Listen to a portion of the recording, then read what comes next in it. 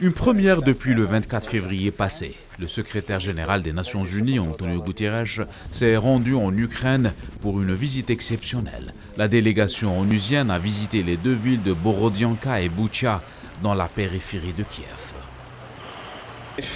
J'imagine ma famille dans une de ces maisons aujourd'hui détruites et noircies.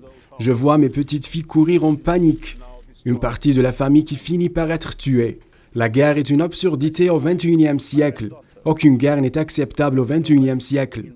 Antonio Guterres a appelé Moscou à coopérer avec la Cour pénale internationale, soulignant l'importance de mener une enquête complète et établir les responsabilités.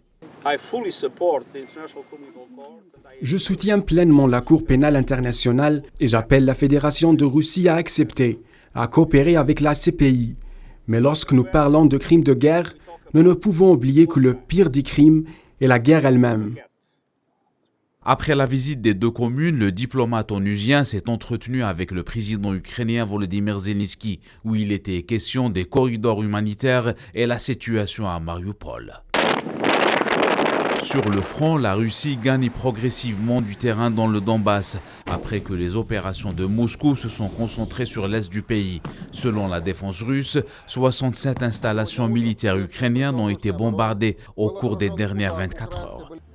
Côté humanitaire, près de 5 millions de réfugiés ukrainiens ont quitté leur pays depuis le début des opérations militaires russes, selon les chiffres du Haut Commissariat pour les réfugiés. S'ajoute à ce chiffre plus de 7 millions de déplacés internes qui ont fui leur foyer vers des zones sécurisées, principalement dans l'ouest de l'Ukraine.